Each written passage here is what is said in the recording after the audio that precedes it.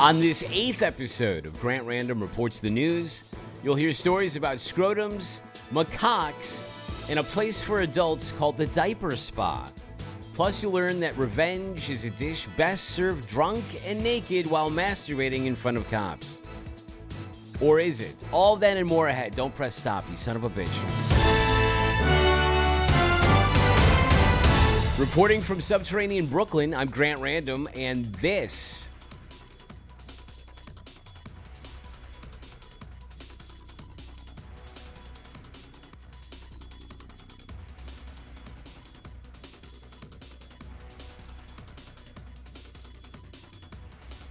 is the news. With Valentine's Day approaching, the people behind Reese's Peanut Butter Cups have released a special heart-shaped version of their product that is covered in pink cream. Some customers have noticed that when you turn the heart upside down, the candy looks like a scrotum. This is particularly exciting for people who identify as scrotum enthusiasts. The problem, though, is found in the conclusion of a study published last year by researchers in Germany regarding the aesthetics of that particular part of the male genitalia. The research concluded that the majority of people, and I'm quoting directly from the study, quote, are most definitely not stoked about scrotums. This is undeniably a huge blow to the fledgling Scrotums Are Beautiful movement. The Super Bowl is set, with the San Francisco 49ers set to battle the Kansas City Chiefs in Las Vegas. Tickets for the big game will be the most expensive yet, with the average ticket price around $9,800. That is 70% more expensive than last year's game. This cuts into the amount of money attendees of the big game this year can lose gambling, spend at the strip club, or be robbed of by a prostitute. An army of 3,500 macaque monkeys have invaded the city of Lopburi in central Thailand. The macaques have overrun the streets, they are breaking into cars, and in some cases becoming violent with people, forcing residents to retreat to their homes. People across the city originally tried to give the monkeys sweets, fizzy drinks, and cereal. Unfortunately, the sugary foods stimulate the monkeys to make them more aggressive while also causing them to have more sex and therefore produce more monkeys. Attempts to catch the macaques have proven increasingly futile as the monkeys are catching on to the capture tactics. When reached for comment, one of the macaques had the following to say.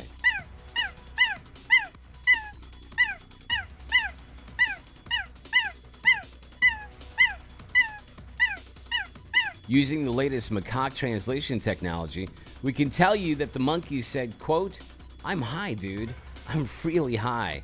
This sugar's messed me up and I need to bang. But yeah, we're all having a really nice time." Oh, well, that's lovely. Wait, fuck me? No, fuck you, dude. Those macaques are dicks. By the way, the sound effect for the macaque was not actually from a macaque. The macaque sound effects we had were subpar. And because of my tireless dedication to this podcast, I decided to opt with quality versus accuracy, much to the chagrin of macaque purists. Controversies hitting a small town in New Hampshire after the opening of the Diaper Spa, an establishment that describes itself as a, quote, age-play-friendly adult diaper spa that is designed to nurture and pamper all diaper lovers and enthusiasts in richly immersive experiences. Visitors to the Diaper Spa can enjoy snacks, playtime, story time, nap time, cuddle time, changing time, coloring, nursery rhymes, and sing-alongs. Critics of this spa say it caters to a deviant element that they don't want in their community. Sources close to this podcast say it's simply a loving and nurturing environment in which one can safely and comfortably put on a diaper and shit themselves, which our sources say is absolutely exhilarating. New data shows that syphilis cases are at the highest rate since the 1950s. Officials believe contributing factors include substance abuse tied to risky sexual behavior, along with a lot of people still being really bummed out about using rubbers. The good news is that rates are up across all age groups and across all regions. So while we've never been more divided politically speaking, we've never been more similar when it comes to the sores on our genitals. Meanwhile, a list of the 10 states with the highest STD rates has been released. Arizona is at number 10, number 9 is Arkansas, North Carolina is at number 8, number 7 is Alabama, South Carolina is at number 6, number 5 is Georgia, Alaska is at number 4, Number 3 is South Dakota. Louisiana is at number 2. And the state with the highest STD rates is Mississippi, which is not the hospitality state for nothing. By the way, it's interesting that a huge swath of the Bible Belt could also be called the STD Belt. To the good people of Mississippi, please remember that number 1 in STDs means being number 1 in fun. Technically, it was California that was determined to be number 1 in fun, but let's not get bogged down in details. A day after causing a disturbance at a racetrack gas station in St. Petersburg, Florida, and being told by police not to come back, 35-year-old Celia Barrett returned to the gas station drunk and naked and seeking revenge. That vengeance involved breaking a display of energy drinks, spilling cigarettes from a carton she tore open, and allegedly threatening 2 employees with a peeler, telling one of them that she would kill them. Once the police inevitably arrived, Barrett, who was still drunk and still very naked, proceeded to masturbate in front of the deputies. She also allegedly confessed to being intoxicated, admitting that she consumed approximately 6 shots of liquor. I think that means that 3 shots just might be her sweet spot.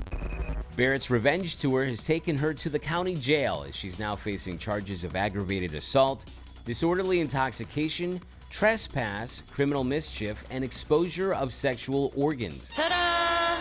In the meantime, Racetrack had no comment, but should consider getting a slogan different than "whatever gets you going." After the break, we'll bring you our Untitled Travel segment featuring news about flying in a big boat.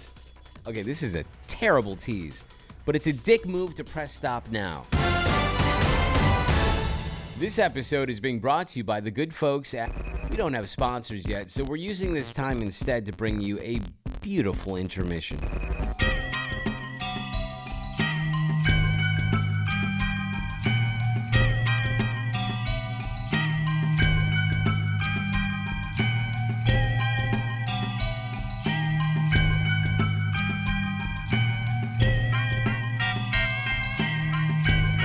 And that concludes this absolutely magnificent intermission.